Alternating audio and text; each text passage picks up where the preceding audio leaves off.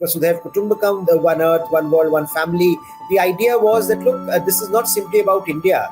This is also about the world. Articulating a vision not only for its own role, where India becomes, a kind of a rule shaper, not a rule taker, where it is providing solutions to global problems rather than merely underlining the problems.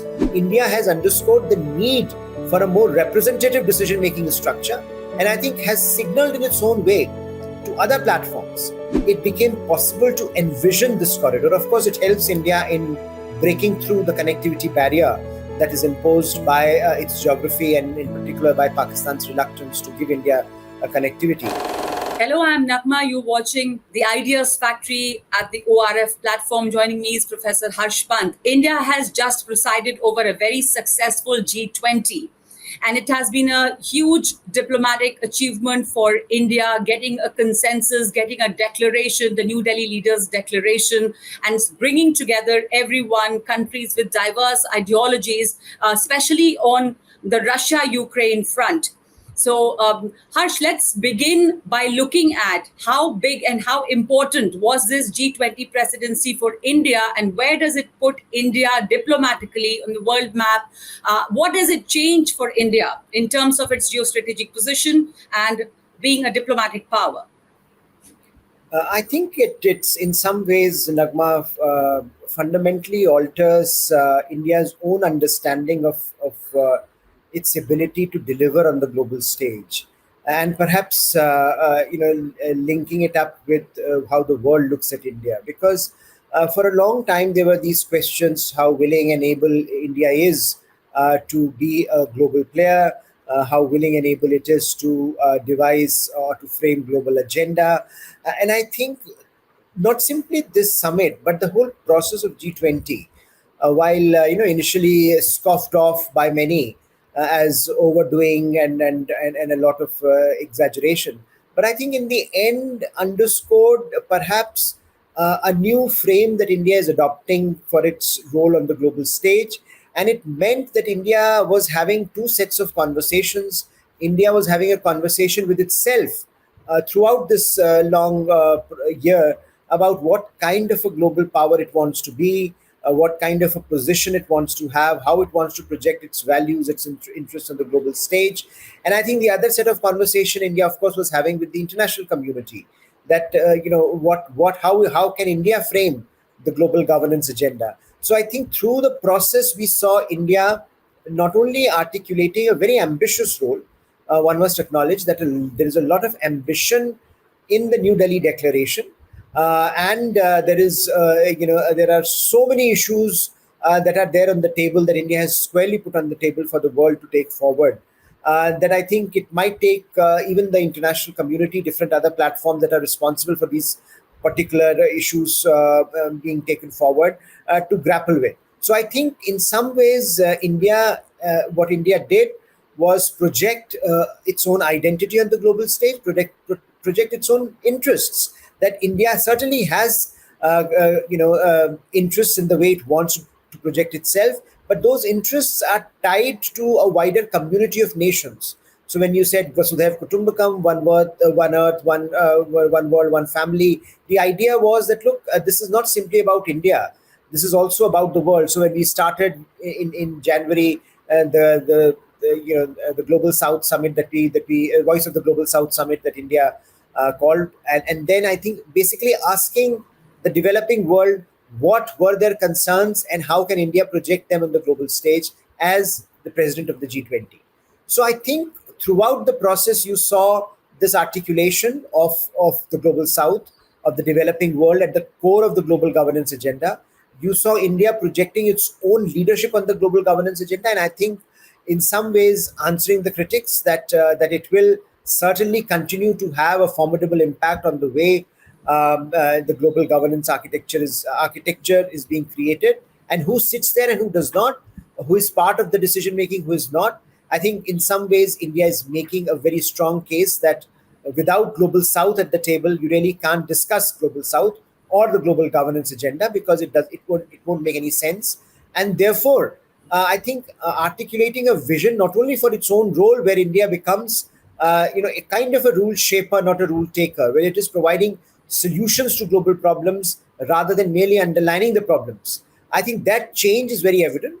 And partnerships are very evident, that it has strong partnerships across east west, across north south. This is a moment when there are enormous geopolitical tensions between east and west. There is a developmental divide between north and south, and I think in some ways India has tried in its own way to bridge it. Now, it won't solve all of India's problems. It won't change. It won't make G20 the most effective platform in the world. But I think what it does is that it gives a certain dynamism to G20. It gives a certain dynamism to the flailing multilateral processes, and it positions India as a doer, as a country that can deliver on certain credible outcomes. So I thought, all in all, if you look at the big picture from various perspectives, this was certainly a huge achievement, a big achievement, and Sure. Indian diplomacy delivered on a number of fronts. Absolutely. As you said, it brings a dynamism to G20. It may not make it much more important than what it is, but it is certainly being looked at as another platform which is more dynamic and functional. And as you said, it shapes India's image as a problem, as a country who's providing solutions to the problem rather than just highlighting the problems. Also, the voice of the global south, which was very predominant here, Harsh, the inclusion of African Union has been a big signaling of bridging this divide and also bringing in the global south into its fold. How does that change the inclusion of African Union, the message that it conveys, and it makes the voice of the global south stronger? Naghma, this whole African Union and then greater representation for Africa, you would recall, is going on now.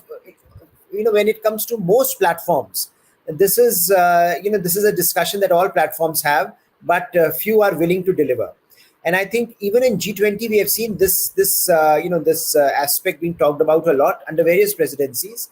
But few countries were willing to invest the kind of diplomatic capital that was needed to put Africa squarely at the heart of G20. And I think India invested a lot of capital, diplomatic capital, and India therefore succeeded in making G20 a part in making AU, African Union, a part of the G20. So, we may not remember 10 years, 12 years down the line anything that happened at this G20, but I think history will certainly remember this inflection point where African Union entered G20 and changed the very character of the G20, because it is now no longer simply a platform where the most prosperous countries of the world sit. It is also a platform where a platform like African Union, an organization like African Union, a whole continent is reflected, and a continent that is at the heart of a number of global challenges as well as the global opportunities that are emerging. So for Africa to be there is a very important outcome for this G20, and an outcome that perhaps will reverberate across other platforms, because without keeping African Union or without keeping the global South at the heart of the global governance agenda, most of the questions of global governance you really can't move forward with. Whether it is the digital divide, inclusive growth, sustainable development goals, climate finance, women-led development, what kind of multilateral banking reforms you need. All these questions are implicated in the way you structure decision making, and by bringing African Union into it, by bringing the voice of the global South at the heart of these conversations, India has underscored the need for a more representative decision making structure, and I think has signaled in its own way to other platforms that, look, if you don't change, there is a danger you also might become redundant. And I think this point was also reflected by the Prime Minister in his closing remarks, that UN Security Council reforms are overdue. So I think that perhaps will be an enduring legacy of this. Of course, that has been a huge achievement, along with the declaration, which had 100% acceptance of the declaration. There were no ifs and buts. The Russia-Ukraine issue, which is highly contested, and there are big divides on this issue between the developed and some of the developing countries, to get all of them together and to have a draft resolution which was acceptable to all has been huge. Also, making sure that Russia is not left out, or Russia does not really feel that it is being cornered by using the term that encouragement of food supplies from Russia. So, like a win-win for both Russia and Europe, and to bring a consensus on that, that has been a very challenging task. Not many people had any hopes on that. Like we all know that, the day this declaration came out, probably till morning, there were many back and forth on this. So that has been a huge success of this G20. Indeed, I think the whole Ukraine. Of course, we know that it was hanging over this entire G20, and it had been there now since last year. When Bali Declaration happened, India played a very important role there as well in making sure that there was a document. Although there were reservations that were pointed out in the Bali Declaration, in this case there was 100% consensus, and I think the way India formulated it's the approach, and India framed the issue, um, did the trick. I think if you see the entire focus on the global south, it had a very pragmatic instinct to it as well, that if you have the focus on the global south, it makes it very difficult for major powers to object, because ultimately the Russians or the Chinese or the Europeans would be very reluctant to be seen as anti global south. So therefore the entire management of the process was that, look, let's keep the focus on the global south, let's not make geopolitics, which in any case G20 is not the platform to produce solutions to geopolitical problems. So why make geopolitics the central aspect which creates a fundamental rupture in this platform? And therefore, bringing in issues of the global south at the heart helped that process. And what also helped is the reformulation of this whole conflict, the way you frame it. So I think without naming Russia, there are a whole host of things that were said which are actually about Russia in some ways, right? When you talk of territorial integrity and sovereignty, when you talk of UN Charter, when you talk of even the nuclear issue was brought in this time, which is quite extraordinary. That if I mean, and we know which country has threatened with nuclear weapons. So I think the message was also going out very clearly to the Russians that we are putting in place some principles that they have violated. And yet, at the same time, this is not only about Russia per se, this is also about wider issues which need to be looked at in a wider perspective. So I think while many Western leaders would face problems back home, but I think broadly at the global level, bridging this divide between East and West was very important, not only for Indian diplomacy, but I think also for this idea that global South's agenda had to be pushed forward. Otherwise, everything would have been clouded by the Ukraine conflict, and nothing would have been delivered. So I think it was a very pragmatic instinct also that delivered. And at the same time, India articulated most of the principles that it had been articulating in any case. So also India's position on Russia-Ukraine conflict was very well reflected in the document, and that in some ways became the general outlook of the conflict. And here one must add that I think Americans did help India in ensuring that the West was brought on board, that the rupture between East and West was not allowed to become the central dominating item on the global discourse. And I think that India's partnership with the US became a very important instrumentality which allowed India to deliver on a number of fronts in this G20. Of course, and like we know, G20 has been an economic platform, but it is increasingly becoming a platform where also a lot of geostrategic problems and solutions, problems are being discussed and solutions are expected. But when we look at the economics of it, a very important outcome of this G20 has been the economic corridor that has been proposed, and the Gulf countries have played a very significant role. We saw the Saudi prince here, and very fruitful discussions have taken place. Now, this economic corridor, which is connecting India to West Asia, to Europe, and then to America, some people have called it a second Silk Route. That is going to be a game changer. Now, what all does it entail, and how do you see this panning out? Yes, I think on the sidelines of the G20, this perhaps attracted a lot of attention and will continue to make a lot of headlines because, I mean, again, it's very, very ambitious. I mean, that ambition is pretty evident in the way it has been framed. That from India all the way to Europe via Middle East, the kind of corridor these countries want to create, and the kind of potential it has in terms of trade, in terms of connectivity, digital, physical, economic, of all and other kinds. So I think what was interesting, Nagma, was that this could happen because India's partnerships with individual actors in this. So India's partnership with the US, India's partnership with the Middle Eastern countries. We saw it, of course, the Saudi Crown Prince stayed back for his state visit, and India's partnership with Europe. Now, that is something that not many countries can boast of, and therefore it became possible to envision this corridor. Of course, it helps India in breaking through the connectivity barrier that is imposed by its geography, and in particular by Pakistan's reluctance to give India connectivity. But I think in some ways, the reimagining of India's strategic periphery is a very important part of how India is looking at its neighborhood, Middle East, and all the way to Europe. And I think for many, as you were mentioning, many have articulated this in contestation with BRI, that this is a response to China's BRI. Perhaps it is, and the proof of the pudding would be in the eating. We will see when actually in 60 days time the experts group has to come out with a report and frame and lay out its operational realities. But one thing that I think India seems to have understood is that there is no point in matching China dollar for dollar. We can't do that. India can't do it. I think most countries can't do it.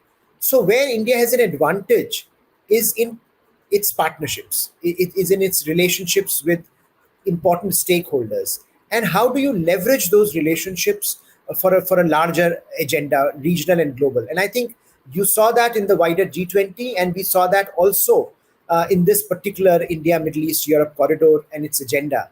That this ambition could not have been possible if India did not have these kind of relationships with key stakeholders. And that is something that China doesn't have. So therefore, for India, that it makes sense if we also want to project ourselves and as a counterweight to China, that this is not about laying out resources comparable to China. This is about laying out an alternative framework where, in partnership with other countries, we try to deliver in terms of capacity building, in terms of demand-based infrastructure and connectivity, in terms of bottom-up engagement with various stakeholders. So I think this is an interesting approach. Much would depend on how it is operationalized, but certainly it is a good start, and it will continue to attract a lot of attention in the coming days and months. Absolutely. It is certainly or should not be seen as an answer to BRI, because it does not, it has a more positive outlook, and it aims to work in partnership with other countries. So that's the difference between this economic corridor and what we saw with China was doing, where most countries were trapped in debt traps. Concluding this conversation here, Harsh, if very briefly, I would like to ask you, we look at it in the big picture. What did India achieve diplomatically and economically, in short, by this G20, hosting this G20? I think India achieved a new self-confidence that it can deliver on global governance, agenda, and it can shape global governance. And I think that's going to be very important, because there are a lot of expectations that as India is rising economically, militarily, politically, what is India's agenda? So I think India has answered some, if not all of those questions. But I think it also reflects that India is engaging the world on new terms. So this is not, many people have compared this to, this is third world ism that India used to have during non-alignment days. But I think this is different. This is more pragmatic. This is more about our partnerships with various stakeholders to deliver on concrete outcomes. This is not simply ideas in the realm of ideas. This is also ideas that deliver for India, and that deliver for larger stakeholders that we are trying to cultivate, that we are trying to build. So I think this is also about the larger idea that India, as it grows, as it rises, it wants to also engage other stakeholders. It wants to also help other stakeholders, and it wants to shape a global governance agenda that is not only in sync with its interests, but also in sync with the larger international community's agenda, or what is best not only for India but for the world at large.